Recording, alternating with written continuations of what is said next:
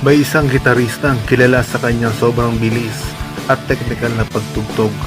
Pero ang hindi alam ng karamihan, may lihim siyang kapangyarihan. Ang kanyang gitara ay kaya maglabas ng enerhiyang laser.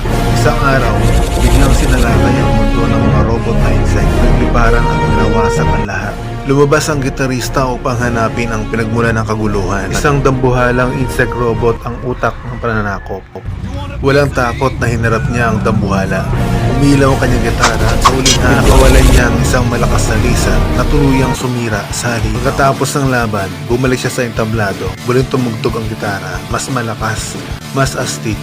Hindi lang siya musikero, isa siyang bayani.